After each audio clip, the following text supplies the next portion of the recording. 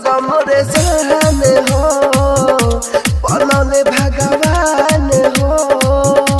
गजब मोरे जान हो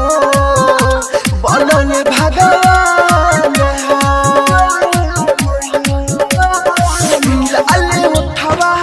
बारसिला दिल भइल ई कुर्बान हो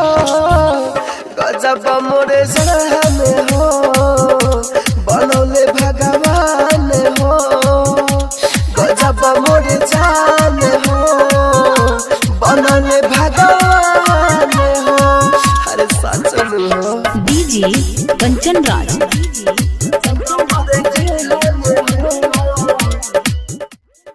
नीम चौक चौसीमा वैशाली।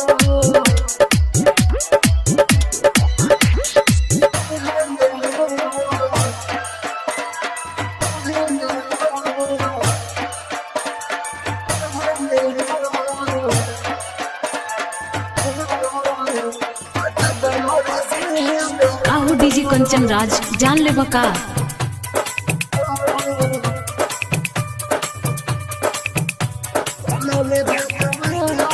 मेरी हलू दिलवा तू हमसे मिला के नजरिया कितना बखान परी तोहार दूधों से गोरा बारू गोरिया लेली हलू दिलवा तू हमसे मिला के नजरिया कितना बखान करी तोहार दूधव से गोरा बारू गोरिया कवन सच्चा मैं वो सोचले सोची हो कि हम परेशान हो गजब मोरे जान हो बनौले भगवान हो गजब मोरे जान हो बनौले भगवान हो अरे जान DJ Kanchan Raj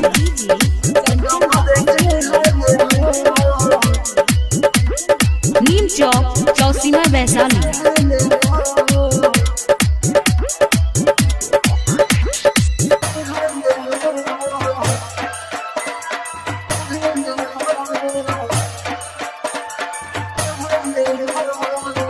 Presented by Unique Films.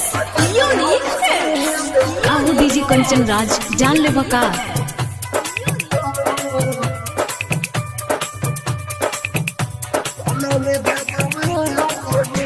लागेलू गोरिया तू परियन सबके रानी माहिर मुकेश दीवाना त भइले राहुल राजा धानी लागेलू गोरिया तू परियन सबके रानी माहिर मुकेश दीवाना त भइले राहुल राजा धानी साचो जवल बय भव के तू ही भइलू परान हो गजब मोरे जान हो बनौले भगवान हो गजब मोरे